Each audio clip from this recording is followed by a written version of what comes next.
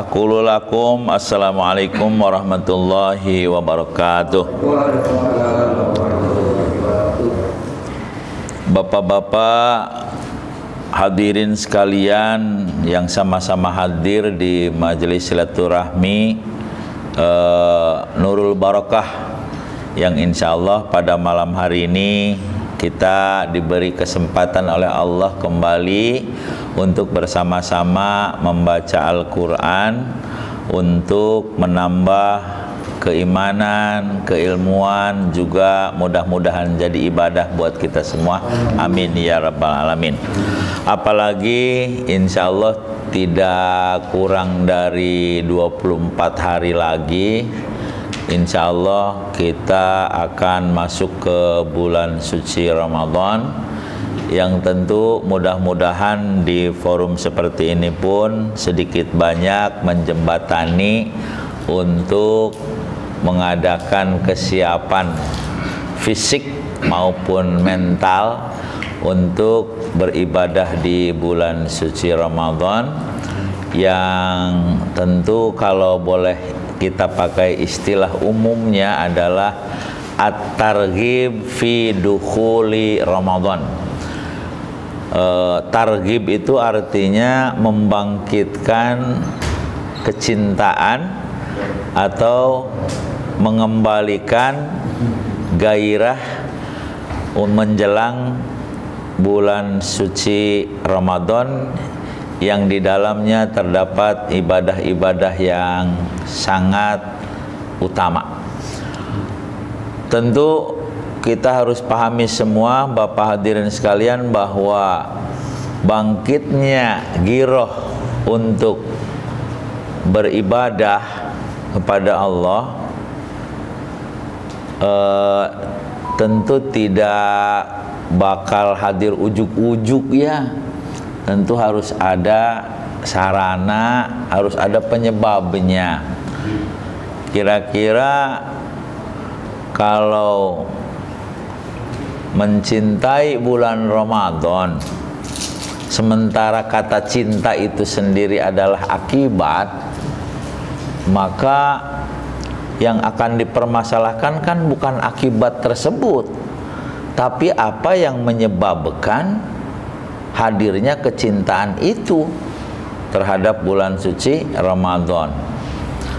Tidak salah kalau Rasulullah bersama para sahabat sempat berangan-angan mereka dengan bahasa, duh kiranya jika bulan-bulan lain seperti bulan Ramadan. Tentu timbul pertanyaan, ada apa dengan bulan Ramadan sampai Rasulullah sempat berandai-andai jika bulan semuanya seperti bulan suci Ramadan. Tinggal kita bahas bersama yang insya Allah berangkat dari kaji maraton kita yang sudah sampai di ayat 10 kalau tidak salah, untuk kita lanjutkan di ayat yang ke-11. Mudah-mudahan nanti di dalamnya juga menghantarkan kita menuju pembicaraan bulan suci Ramadan.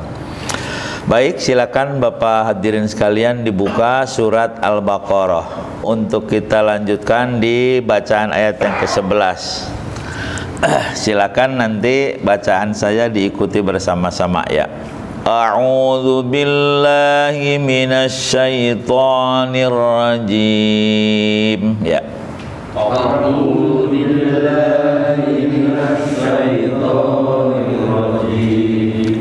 Bismillahirrahmanirrahim.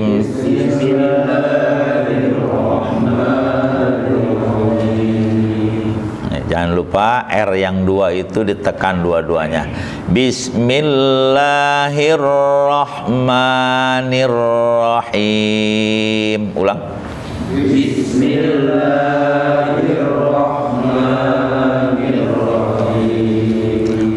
Wa idza qila lahum la tufsidu fil ard. Ya. Wa idza qila lahum la tufsidu fil ard. ta-nya panjang, ki-nya panjang. Wa idza qila lahum la tufsidu fil ard, ya. Wa idza qila lahum la tufsidu fil ard qalu innama nahnu muslihun. Qalu innama nahnu muslihun. Ala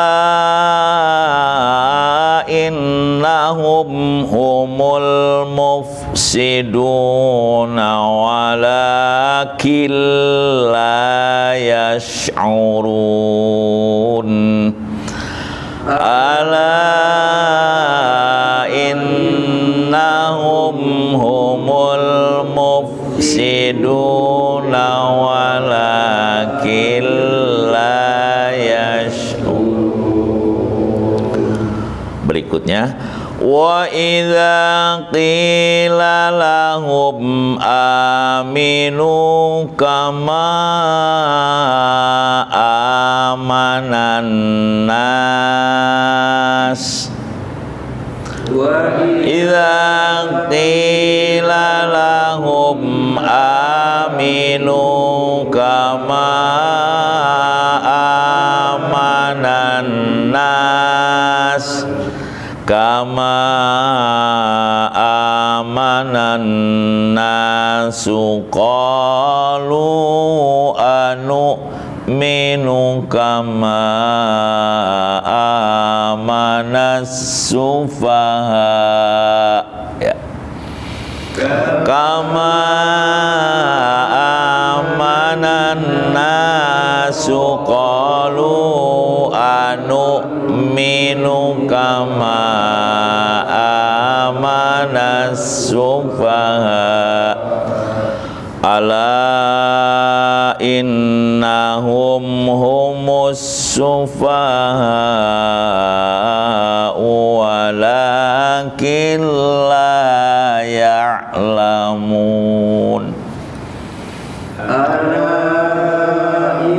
Innahum humus sufaha walakin la ya'lamun. Cukup sampai situ dulu, sedikit-sedikit saja. Wa idza, apabila, qila, jadi qila wa qala. Nah, ada suka yang qila wa qala, katanya, qila dikatakan. Wa idza, dan apabila qila dikatakan lahum kepada mereka, la tufsidu, jangan al-fasdu. Pernah dengar kata al-fasdu? La tufsidu artinya janganlah berbuat kerusakan, dari kata fasad. Janganlah berbuat kerusakan fil ardi, di bumi. Qalu, mereka menjawab, innama nahnu muslihun, sesungguhnya justru kami adalah orang-orang yang sedang mengadakan perbaikan. Coba perhatikan, kalau surat dari mulai awal surat Al-Fatihah itu terus ke surat Al-Baqarah yang kemarin itu diklasifikasikan sedang menerangkan 3 kelompok manusia. Yang pertama orang yang bertakwa, yang kedua orang kafir, dan yang penggalan ini adalah penggalan orang-orang munafik. Dari mulai surat Al-Baqarah ayat 8 kemarin, ada di antara manusia yang berkata bahwa kami beriman kepada Allah dan kepada hari akhir, sesungguhnya mereka tidaklah beriman. Nah, kriteria berikutnya, wa idza qila lahum, apabila dikatakan kepada mereka janganlah berbuat kerusakan di bumi, qalu, mereka berkata justru kami adalah orang-orang yang sedang mengadakan perbaikan. Jadi luar biasa ya hidup ini. Ada orang yang kata Allah sih, ada orang yang merasa diri sedang berbuat kebaikan, padahal sebetulnya di mata Allah dia sedang berbuat kerusakan. Apakah itu bersifat merusak diri sendiri, atau merusak keluarga, atau merusak orang lain, atau merusak lingkungan? Kita ambil kecilnya saja ya. Bagaimanakah orang yang sedang merusak dirinya? Orang yang sedang merusak diri adalah orang yang sedang mabuk, orang yang sedang berpaling dari fitrahnya. Maaf ya Pak, dunia ini sungguh sangat besar godaannya. Sampai-sampai godaan setan itu Pak, untuk memandang kebenaran saja terkadang nggak mampu. Untuk menyadari bahwa diri serba berkekurangan saja tidak mampu. Bahwa ternyata untuk memandang sesuatu yang benar itu benar, hendaklah kita terlebih dahulu menzerokan diri. Zero, nol.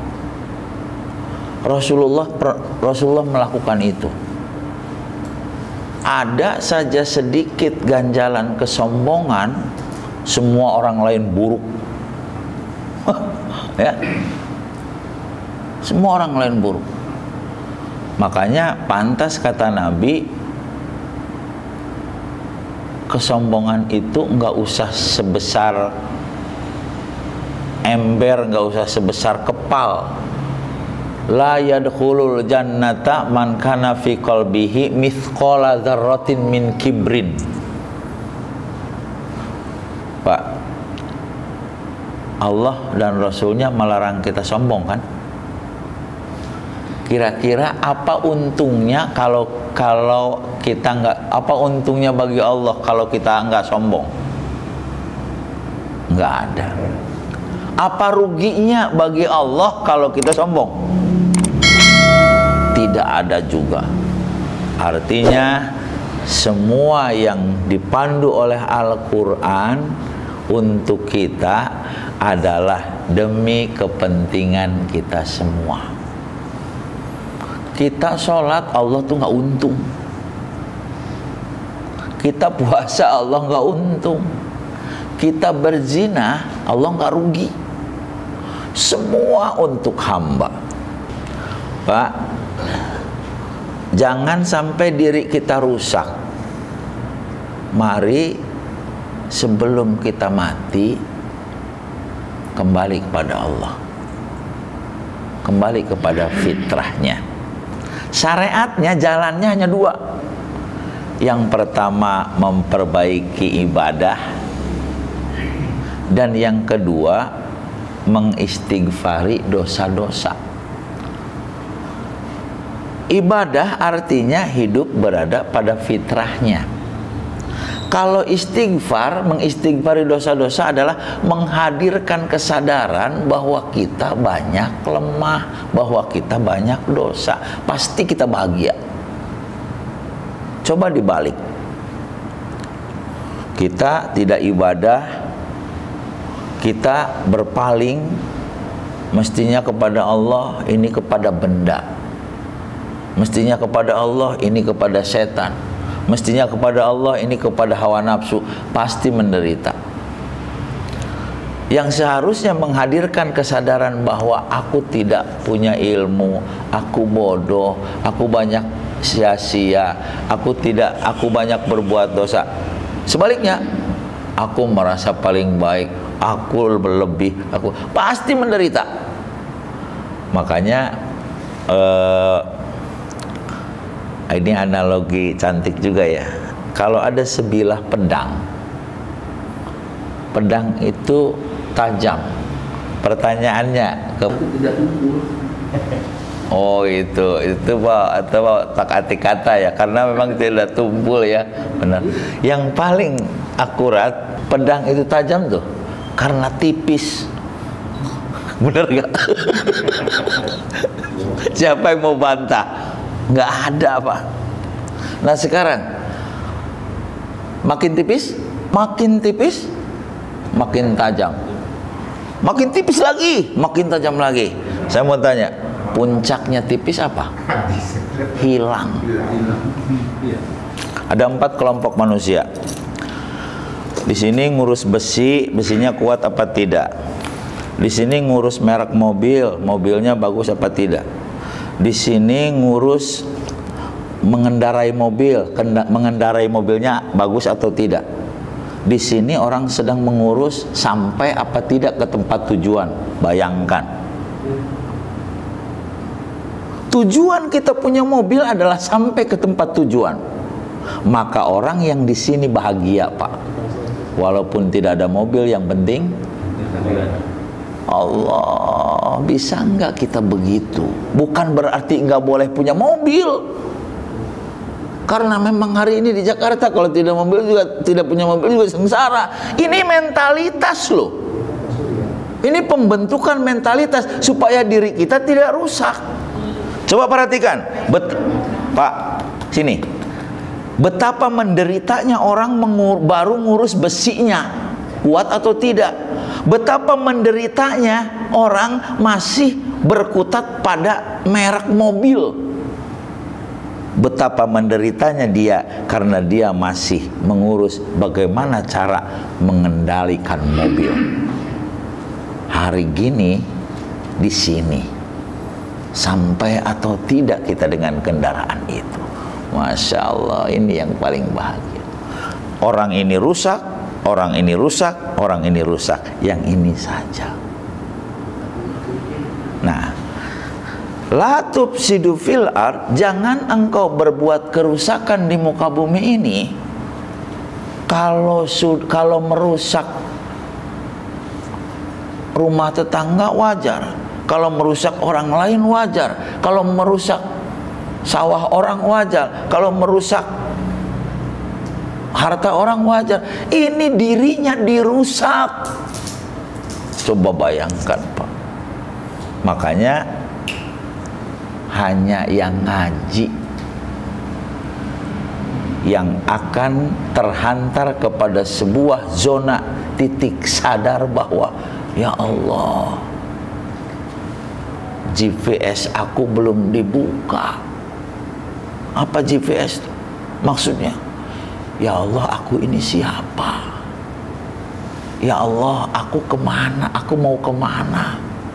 Ya Allah, sholatku sudah kayak apa? Ya Allah, aku membina keluarga sudah sampai di mana?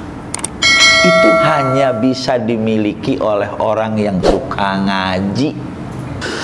Jadi satu bentuk ketidaksadaran bahwa dia sedang merusak diri, bahwa dia sedang merusak tatanan, bahwa dia sedang merusak keluarga, bahwa dia sedang merusak masyarakat. Sebetulnya itu adalah indikasi kemunafikan. Ya Allah, ingin rasanya aku terlepas dari hal yang bersifat pura-pura. Pura-pura saya pakai peci haji biar dibilang baik. Baik. Auratun artinya telanjang, aurat namanya. Kalau fisik harus ditutup aurat itu. Kalau non fisik justru jangan ditutup. Makanya diadopsi itu kata auratun, aurun menjadi aura. Al-Quran mengajak kita untuk menjadi diri sendiri yang benar-benar tidak berlapiskan apapun. Rasanya berjalan juga enak, Pak, dari ujung ke ujung, nggak usah pakai mobil. Menyapa setiap, woi tetangga, lagi apa ngopi ikutan dong. Jangan-jangan Bapak nggak pernah menikmati musik raya. Jangan-jangan cuma Pak Toto doang sama Perwadi. Karena apa? Karena kita berlapis. Masya Allah ya. Aura kita akan keluar kalau memang kita ini menjadi diri sendiri yang dipandu oleh Al-Quran, sehingga auranya pun keluar. Wajar kalau istri kita bahagia di sisi kita, karena yang keluar adalah aura kita, karena yang keluar adalah aslinya kita. Masya Allah. Itu salah satu bentuk kita menjaga diri. Kan ku anfusakum, jagalah dirimu sebelum menjaga orang lain. Mari menjaga diri kita. Insya Allah kalau kita sudah bisa menjaga diri, maka kita akan bisa menjaga anak dan istri, dan sudah pasti kita pun akan bisa menjaga yang lainnya. Insya Allah. Satu bentuk kemunafikan ketika orang tidak sadar bahwa dirinya sedang berbuat kerusakan, bahkan justru malah keluar dari statement mulutnya, justru aku sedang mengadakan perbaikan. Subhanallah. Ya, munafik.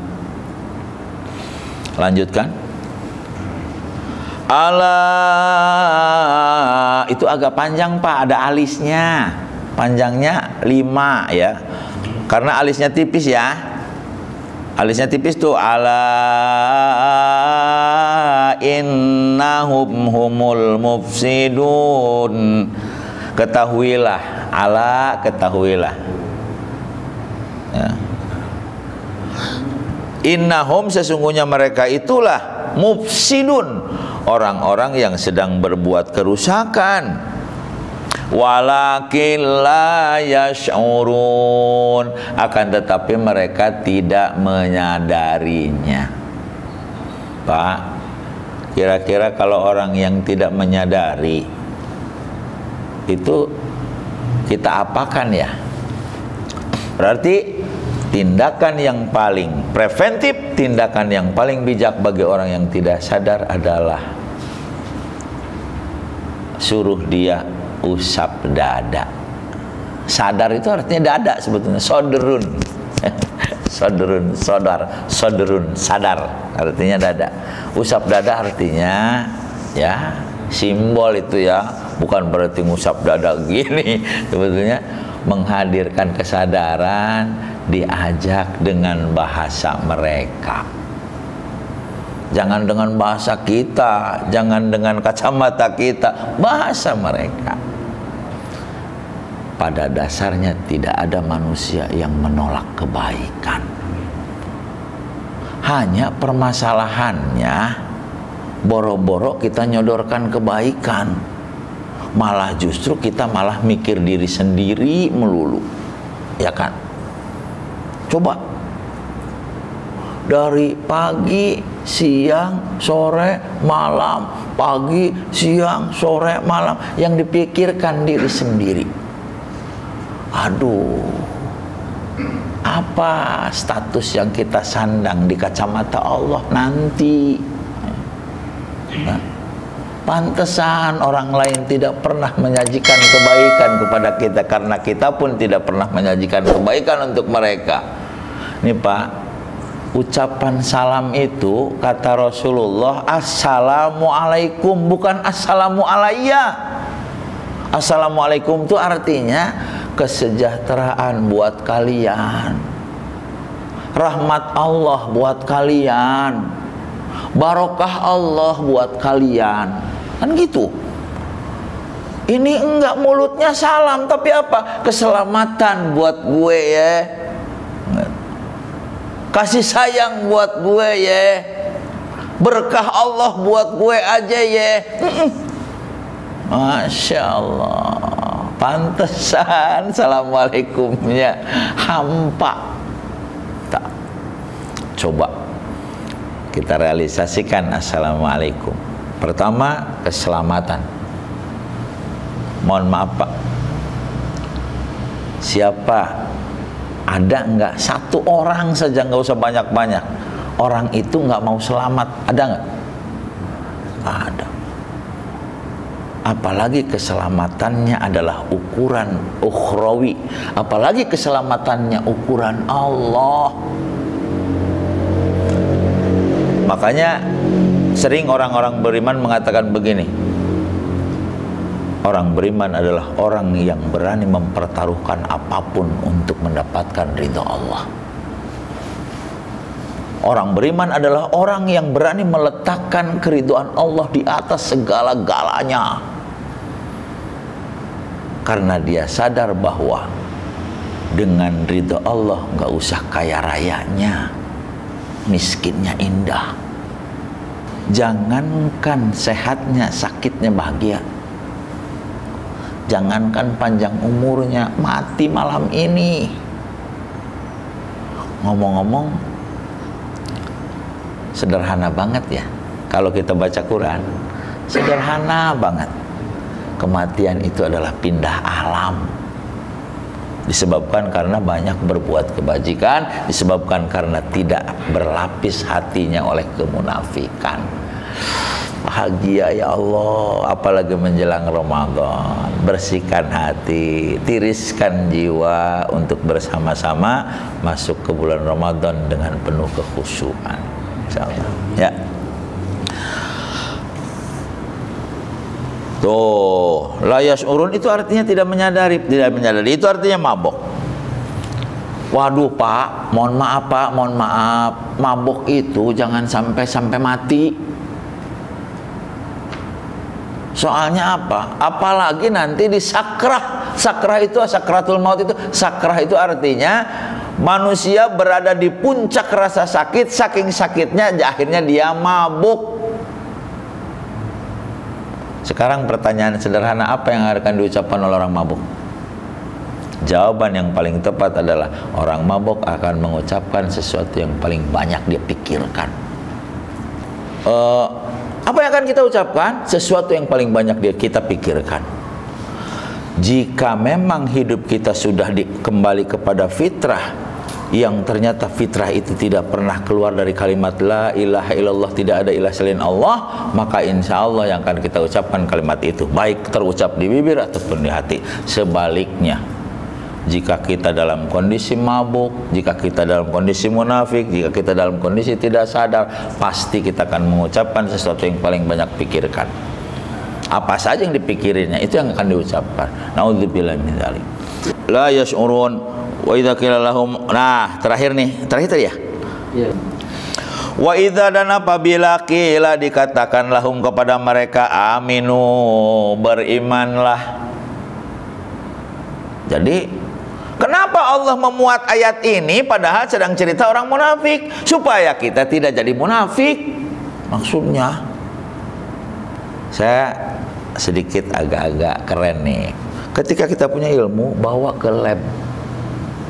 Ketika sudah di lab, jadikan experience. Baru tuh ilmu dibawa ke lab, dijadikan experience, sehingga experience ini menyatu dengan jiwa kita. Yakin apa yang kita lakukan ini dengan penuh kenikmatan kita lakukan. Apakah itu ibadah, apakah itu sholat, apakah itu menolong orang lain, apakah itu ngaji, apakah itu apa.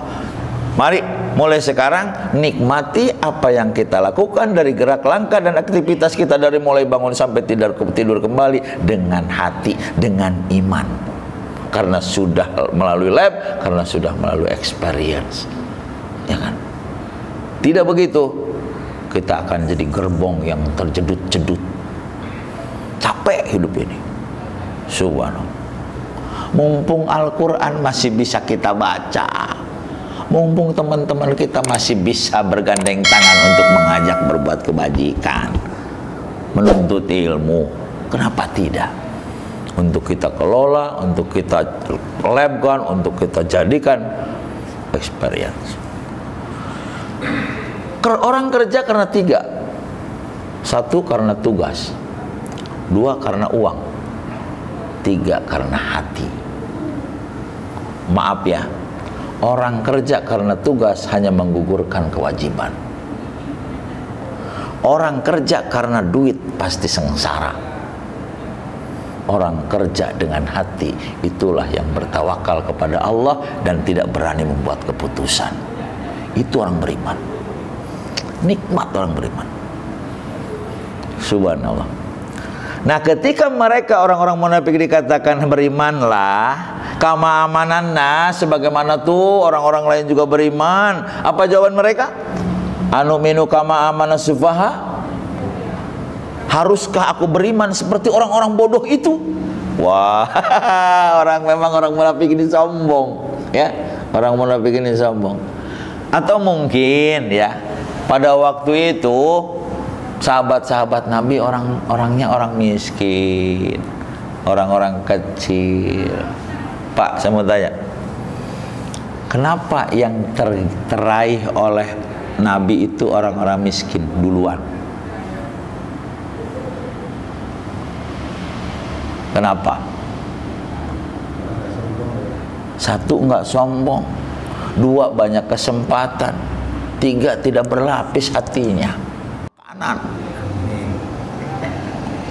Tapi masih, maaf ya, aku sibuk kerja cari uang. Sementara Nabi yang hidupnya sehari lapar, sehari kenyang, enggak pernah mengatakan sibuk untuk urusan Allah. Sehari enggak pernah bilang sibuk untuk urusan Allah. Dan itu pun tidak dipaksa, tapi harus keluar dari hati. Karena apa? Karena yang ketiga, satu karena tugas menggugurkan kewajiban, dua karena materi pasti sengsara, yang ketiga karena hati dikerjakan oleh inner beauty. Nikmat banget ya. Itulah transendensi yang ternyata hanya bisa dilakukan oleh orang-orang yang ada Allah dalam dirinya. Bukan lagi Allahnya bukan lagi manusia, Allahnya bukan lagi pujian, Allahnya bukan lagi makhluk, Allahnya bukan lagi uang, Allahnya bukan lagi jabatan, tapi Allahnya adalah la ilaha illallah. Itulah yang akan memperkuat kita terus berada pada fitrah kita. Ala innahum humus sufaha, kata Allah, justru mereka itulah sebetulnya orang-orang bodoh yang tidak beriman. Walakin la ya'lamun, akan tetapi mereka tidak mau menggunakan ilmunya, kan, tapi mereka tidak mengetahuinya. Terima kasih sudah sampai ke ayat 13. Tadi kita baca cukup 3 ayat saja. Dan nanti insya Allah kalau kita punya kesempatan lagi untuk bertemu, kita lanjutkan di ayat 14. Yang 14-nya 14, 15, 16. Untuk kita lanjutkan di lain waktu dan kesempatan. Terima kasih atas perhatiannya dan terima kasih untuk tidak ada pertanyaan. Ya, makasih Pak ya. Ada lagi? Mari tutup dengan doa kafaraah majelis. Subhanakallahumma wa bihamdika asyhadu an la ilaha illa anta astaghfiruka wa atubu ilaik. Assalamualaikum warahmatullahi wabarakatuh. Waalaikumsalam.